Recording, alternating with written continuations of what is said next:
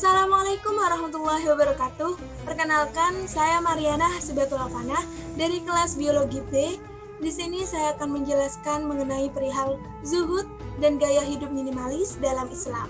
Tetapi sebelum kita beranjak kepada materi yang akan saya bawakan, izinkan saya untuk menceritakan sebuah kisah mengenai perihal zuhud pada zaman Rasulullah. Pernah suatu ketika, Sayyidatuna Aisyah sedang berjalan di sebuah pasar. Kemudian, beliau bertemu dengan seseorang yang bajunya sangat lusuh, compang-camping, badannya lemas lesu, bahkan dia seperti orang yang tidak makan sama sekali. Kemudian bertanyalah beliau kepada orang-orang yang ada di sana, "Man hadza? Siapa orang ini?" Lalu dijawablah oleh orang-orang yang ada di sekitar pasar, "Oh, dia ini adalah orang yang paling zuhud dari sekian banyak orang yang ada di dalam pasar ini. Dia ini tidak berniaga, bahkan dia tidak bekerja." Kemudian berkatalah Sayyidatuna Aisyah kepada orang-orang yang ada di sekitar pasar, "Bukan ini yang dinamakan zuhud, wahai kamu sekalian. Zuhud itu contohnya seperti Umar bin Khattab yang apabila dia bicara, bicaranya sangat lantang, apabila dia berjalan, jalannya sangat tegap, dan apabila dia memukul, pukulannya juga sangat keras." Begitulah kata Sayyidatuna Aisyah. Dari kisah tadi, kita pasti memiliki gambaran-gambaran mengenai apa sih zuhud itu. Apakah zuhud itu orang yang selalu berpenampilan lusuh? Dan apakah zuhud itu orang yang kaya? Atau zuhud itu orang yang bermalas-malasan, tidak punya kerja, tidak memiliki semangat hidup? Dan apakah zuhud itu orang yang selalu mengejar dunia atau selalu mengejar akhirat? Lalu, apa arti zuhud yang sesungguhnya? Oleh karena itu, mari kita simak penjelasan berikut ini. Kita harus mengetahui pengertian dari zuhud. Zuhud secara bahasa berasal dari zahada yazhadu zuhdan, yang berarti meninggalkan. Secara istilah, zuhud ini memiliki banyak sekali pengertian dan banyak sekali pendapat-pendapat dari para ulama, baik dari ulama sufi ataupun ulama kontemporer. Namun di sini saya akan mengambil salah satu pengertian menurut Imam Ahmad bin Hanbal. Zuhud itu berpaling dari sesuatu, meninggalkannya karena kehinaannya atau karena kekesalan kepadanya atau untuk membunuhnya. Dalam tanda kutip, membunuh ini maksudnya memusnahkan. Dan arti kata meninggalkannya, arti katanya ini merujuk kepada sesuatu yang dapat merugikan kita atau sesuatu yang dapat menjauhkan kita kepada ibadah kepada Allah. Selanjutnya, arti dari zuhud menurut Imam Ahmad bin Hanbal yaitu sesuatu yang kita tidak membutuhkannya kepada sesuatu tersebut. Dan zuhud juga bisa diartikan meninggalkan hal-hal yang halal dari dunia karena takut hisabnya dan meninggalkan yang haram dari dunia karena takut siksaannya. Sederhananya, pengertian zuhud itu bukan malah meninggalkan dunia, akan tetapi zuhud itu mendahulukan akhirat daripada dunia. Dari pengertian zuhud tadi, ada beberapa poin penting tentang zuhud yang harus kita ketahui. Yang pertama, mendahulukan akhirat daripada dunia. Artinya, dunia yang kita tempati saat ini, kita jadikan sebagai ladang pahala, ladang untuk mencari pahala sebagai bekal kita nanti untuk ke akhirat. Sehingga dunia ini bukan kita tinggalkan, akan tetapi hanya kita kesampingkan agar hawa nafsu kita ini tidak condong kepada dunia. Dan hati kita condong kepada akhirat, sehingga kita harus mendahulukan akhirat dan mengesampingkan dunia, tidak meninggalkannya. Poin selanjutnya, menggunakan rezeki dan nikmat dengan bijaksana. Artinya, ketika ada rezeki dari Allah yang datang kepada kita, kita harus menerimanya dengan baik dan kita harus menggunakan dengan sebaik-baiknya. Poin selanjutnya, zuhud tidak dilihat dari penampilan kaya atau miskin. Artinya, orang yang kaya itu belum tentu rakus, dan orang yang miskin itu belum tentu zuhud. Jadi zuhud ini tidak dilihat dari penampilannya orang, tidak dilihat dari seberapa banyak harta yang dia punya, akan tetapi zuhud ini dilihat dari hati dan niat serta perilaku yang sesuai dengan perihal-perihal tentang ciri zuhud yang sesuai dengan syariat Islam. Poin selanjutnya, harta hanya sampai di pelupuk mata. Artinya, ketika kita mengetahui bahwa harta ini bersifat sementara dan tidak bersifat kekal, seharusnya diri kita harus mempersiapkan sesuatu yang lebih pasti dan lebih kekal, yaitu mempersiapkan segala amalan kita untuk bekal kita ke akhirat. Oleh karena itu, ketika kita memandang harta, itu harus memandang dengan sewajarnya dan tidak berlebihan. Maka taruhlah harta ini hanya sampai di pelupuk mata, jangan sampai ke hati. Selanjutnya, ini merupakan Quran Surat Al-Qasas ayat 77 yang berbunyi, Bismillahirrahmanirrahim, wabtaghi fima atakallahu darul akhirah. Yang artinya, dan carilah pahala negeri akhirat dengan apa yang telah dianugerahkan Allah kepadamu. Jadi, kita diperbolehkan untuk mencari sebanyak-banyaknya amalan-amalan untuk kita bawa ke akhirat nanti, karena kita mengharapkan kenikmatan yang ada di surga. Kita boleh mengharapkan kenikmatan itu berupa bidadari-bidadari, berupa permadani yang sangat mewah, permadani yang berasal dari perak, dari emas. Kita boleh memimpikannya, kita boleh mengharapkannya. Akan tetapi, hal itu akan kita dapatkan hanya dengan beribadah yang baik kepada Allah. Jika ibadah kita buruk, maka yang akan kita dapatkan juga buruk. Jika kita beribadah dengan baik, maka apa yang akan kita dapatkan juga baik. Selanjutnya, wala tansa nasibaka minad dunya. Akan tetapi, janganlah kamu lupakan bagianmu di dunia. Nah, di sini wala tansa nasibaka minad dunya, kita tidak boleh melupakan dunia. Sebanyak apapun amalan kita, sebanyak apapun perbuatan kita untuk meraih ridho Allah, meraih rahmat Allah untuk di akhirat kelak, akan tetapi kita tidak boleh melupakan dunia yang sudah Allah berikan kepada kita untuk kita singgahi. Jadi kita harus seimbang antara mencari dunia dan juga mencari akhirat, dan mana yang didahulukan. Seperti penjelasan tadi, yang didahulukan adalah akhirat, dan kita menyampingkan dunia, tidak meninggalkannya. Selanjutnya, wa ahsin kama ahsanallahu ilaik. Dan berbuat baiklah kepada orang lain sebagaimana Allah telah berbuat baik kepadamu. Nah, ini merupakan salah satu hubungannya dengan kita sebagai makhluk sosial. Karena kita makhluk sosial, maka kita tidak bisa hidup sendiri. Oleh karena itu, dengan berbuat baik kepada sesama manusia, ini akan membuka relasi atau membuka jalan kita kepada beberapa ikatan-ikatan saudara sesama muslim ataupun sesama makhluk hidup. Selanjutnya, innallaha la yuhibbul mufsidin. Dan janganlah kamu berbuat kerusakan di bumi, sungguh Allah tidak menyukai orang yang berbuat kerusakan. Nah, begitulah beberapa hal mengenai zuhud yang ada pada surat Al-Qasas ayat 77. Selanjutnya, zuhud ini memiliki beberapa tingkatan. Ada tingkatan yang paling tinggi, ada tingkatan yang sedang, dan juga ada tingkatan yang paling rendah. Yaitu yang pertama, ada tingkatan zuhdul awam, yaitu tarkul haram, meninggalkan sesuatu yang haram, sesuatu yang tidak boleh dilakukan atau yang dilarang oleh agama. Yang kedua adalah tingkatan zuhdul khawas, yaitu tingkatan yang sedang, ketika seseorang meninggalkan hal yang halal yang berlebih-lebihan. Tingkatan yang ketiga yaitu merupakan tingkatan yang paling tinggi dari kedua itu, yaitu tingkatan zuhdul arifin, yaitu ketika seseorang meninggalkan segala sesuatu yang melalaikannya dari Allah. Jadi ketika ada sesuatu atau benda yang melalaikannya dari Allah, dia akan meninggalkan itu dengan rela atau dengan ikhlas, karena dia hanya mengharapkan rahmat dan ridha Allah. Selanjutnya adalah contoh dari tingkatan zuhdul awam. Nah, tingkatan ini biasanya dimiliki oleh orang-orang yang hanya meninggalkan sesuatu yang haram. Jadi, tingkatan yang sangat dasar yang mayoritas dimiliki oleh semua muslim. Contohnya, tidak makan daging babi, tidak membunuh, tidak minum khamr atau miras, karena hal-hal tersebut merupakan hal-hal yang diharamkan dalam syariat Islam. Makna haram sendiri dalam Islam adalah suatu amalan yang dilarang untuk dikerjakan dan diharuskan untuk menghindarinya.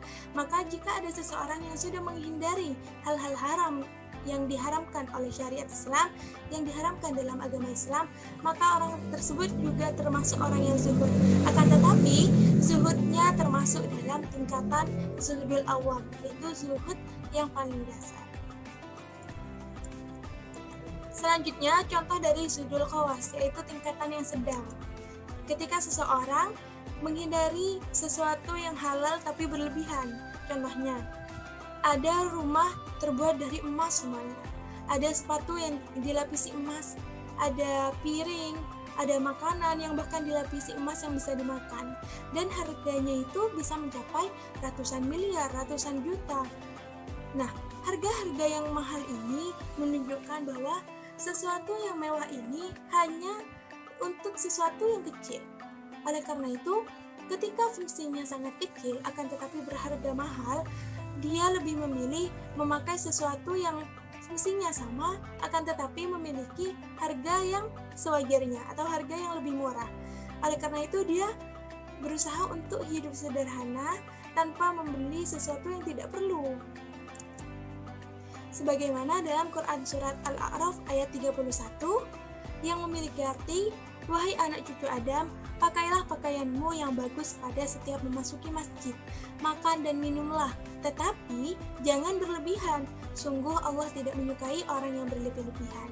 Jadi orang yang tidak berlebih-lebihan, orang yang lebih memilih menjalankan hartanya untuk sedekah, untuk diberikan kepada anak yatim, maka orang tersebut sudah bisa dikatakan sebagai zuhdul khawas. Selanjutnya, contoh zuhdul arifin, yaitu tingkatan yang paling tinggi dari tingkatan lain, yaitu ketika dia menghindari atau dia menghilangkan sesuatu yang dapat melalaikannya kepada Allah. Misalkan, ada seseorang yang awalnya sangat suka musik metal. Nah, ketika dia tahu bahwa musik metal ini melalaikannya kepada Allah, melalaikannya kepada sholat, maka dia tidak lagi suka. Semua CD-CD-nya, semua hal-hal yang berbau metal dia singkirkan. Dia rela, dia ikhlas untuk menyingkirkannya semata-mata untuk mendekatkan diri kepada Allah, untuk meraih ridho Allah, dan untuk fokus beribadah kepada Allah. Maka orang yang seperti ini disebut sebagai zuhdul arifin. Sebagaimana dalam hadis riwayat Ahmad, sesungguhnya jika engkau meninggalkan sesuatu karena Allah, niscaya Allah akan memberi ganti padamu dengan yang lebih baik. 4 kunci zuhud ala Imam Hasan al-Basri. Nah, jadi salah satu contoh ulama yang zuhud itu adalah Imam Hasan al-Basri, yang kisahnya sudah banyak didengar oleh berbagai macam kalangan akademisi dan juga ulama-ulama tentang 4 kunci zuhud yang selalu dipegang oleh beliau. Yang pertama, beliau berkata, "Aku tahu rezekiku tidak akan diambil orang lain, maka hatiku tenang." Lalu beliau berkata untuk kedua kalinya, "Aku tahu amalanku tidak akan dilaksanakan orang lain, maka aku sibukkan diri untuk melakukannya." Yang ketiga, beliau berkata, "Aku tahu Allah senantiasa memperhatikan diriku, maka aku malu untuk melakukan maksiat terhadapnya." Dan yang terakhir, "Aku tahu kematian senantiasa menungguku, maka aku senantiasa menambah amalanku untuk bertemu dengan Allah." Nah, 4 kunci zuhud ini berupa rezeki yang sudah diatur oleh Allah, amalan yang selalu dijalankan dengan istiqomah, dan selalu mengetahui dalam hatinya bahwa Allah itu selalu memperhatikan kita dimanapun kita berada. Dan apa saja yang kita lakukan, Allah sudah memperhatikan kita. Dan yang terakhir, kita harus sadar bahwa kematian itu selalu menghantui kita, selalu berada di belakang kita, namun kita yang tidak sadar. Selanjutnya, manfaat dari sikap zuhud. Nah, apa saja yang akan kita dapatkan ketika kita berperilaku zuhud?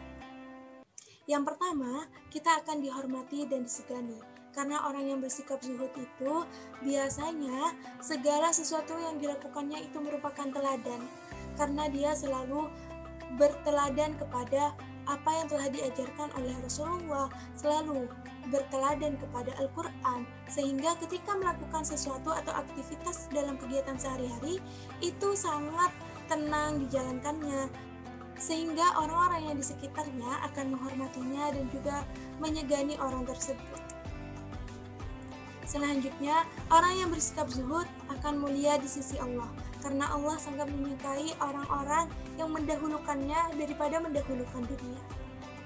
Selanjutnya, orang yang bersikap zuhud itu senantiasa bersemangat dalam kebaikan, berlomba-lomba dalam kebaikan, sehingga untuk mencari amal soleh di dunia ini, dia sangat semangat untuk menjalaninya. Selanjutnya, orang yang bersikap zuhud akan terhindar dari mara bahaya, karena orang yang bersikap zuhud ini dekat dengan Allah, mulia di sisi Allah. Maka ketika itu pula Allah sangat sayang kepada dirinya, maka Allah akan menjaga dirinya serta menghindarkannya dari segala mara bahaya, dari segala penyakit, dari segala sesuatu yang dapat merugikannya. Selanjutnya, orang yang bersikap zuhud akan hidup tenang dan bahagia. Dan orang yang bersikap zuhud akan dicintai sesama manusia. 6 manfaat dari sikap zuhud ini merupakan sebagian kecil dari manfaat yang ada, karena jika disebutkan satu-satu maka tidak akan cukup dijelaskan. Selanjutnya, untuk melaksanakan sikap zuhud, yaitu berperilaku dengan tidak berlebih-lebihan antara dunia ataupun akhirat itu seimbang, maka bagaimana cara kita untuk menerapkannya dalam kehidupan sehari-hari? Salah satu cirinya atau salah satu contohnya adalah hidup dengan sederhana atau dengan gaya hidup yang minimalis. Lalu minimalis itu seperti apa? Apakah minimalis ini sesuatu yang selalu bersifat kumuh, selalu bersifat miskin, selalu sesuatu yang tidak elok untuk dipandang? Atau apakah minimalis ini atau sederhana ini sesuatu yang apa adanya, sesuatu yang jika kita miliki, kita memilikinya dengan biasa saja? Nah, hidup sederhana adalah mengedepankan kebijaksanaan dalam memenuhi kebutuhan hidup, tidak berlebihan dan menghamba kepada materi, harta, ataupun nafsu. Jadi dalam hidup sederhana atau hidup minimalis ini, kita melakukan kegiatan sehari-hari, baik itu berbelanja, baik itu melakukan ibadah dengan bijaksana, tidak berlebih-lebihan. Kebalikan dari hidup sederhana adalah israf, yaitu tindakan atau perbuatan manusia yang melebihi kadar yang dibutuhkan, atau lebih tepatnya berlebih-lebihan. Lalu bagaimana kiat hidup sederhana yang sesuai dengan syariat Islam, dan bagaimana cara kita untuk menerapkannya dalam kehidupan sehari-hari? Yang pertama, dalam kehidupan sehari-hari setidaknya kita harus bersedekah, dan kita tidak boleh kikir untuk mengeluarkan apa yang kita punya, baik itu kepada orang miskin, kepada anak yatim, kepada anak yatim piatu, serta orang-orang yang membutuhkan pertolongan kita. Yang kedua, kita harus mensyukuri nikmat yang sudah diberikan oleh Allah, karena dengan mensyukuri nikmat, maka seiring dengan berjalannya waktu, rezeki-rezeki, nikmat-nikmat yang lainnya akan datang kepada kita ketika kita mensyukurinya. Kiat yang ketiga, yaitu menggunakan rezeki yang ada tanpa mengeluh. Jadi apa yang kita punya saat ini, kita gunakan dengan baik. Apa yang kita punya saat ini, kita menjaganya dengan baik pula. Dan kita tidak mengeluh pada Allah tentang apa yang kita miliki saat ini. Kiat yang selanjutnya adalah memenuhi kebutuhan dengan cermat dan hemat. Jadi dalam hidup berumah tangga, kita harus membelanjakan harta kita itu sesuai kebutuhannya. Dan yang terakhir, jika obat dari racun harta adalah zakat, maka obat dari racun dunia adalah zuhud. Oleh karena itu, dunia yang kita tempati saat ini kita gunakan sebaik-baiknya untuk melakukan hal-hal yang baik, untuk mencari amal-amal dan pahala-pahala yang baik untuk bekal kita ke akhirat nanti. Sehingga apa yang kita inginkan berupa rahmat Allah, berupa surga dari Allah, berupa kenikmatan yang ada di surga, itu insya Allah akan tercapai jika kita melakukan sesuatu yang baik pula, melakukan ibadah yang baik pula sesuai dengan syariat Islam. Karena sesungguhnya segala sesuatu yang kita lakukan dengan sewajarnya, sesuai dengan porsinya, akan memberikan hasil yang lebih baik daripada perilaku yang berlebihan. Oleh karena itu, diharapkan dari penjelasan tadi, teman-teman dan juga semua yang menonton ini dapat mengimplementasikannya dalam dunia nyata. Dan semoga barokah. Saya Mariana Hasibatul Afana, pamit undur diri. Terima kasih atas perhatiannya dan terima kasih sudah menonton. Kurang lebihnya mohon maaf, semoga bermanfaat. Wassalamualaikum warahmatullahi wabarakatuh. Sampai jumpa.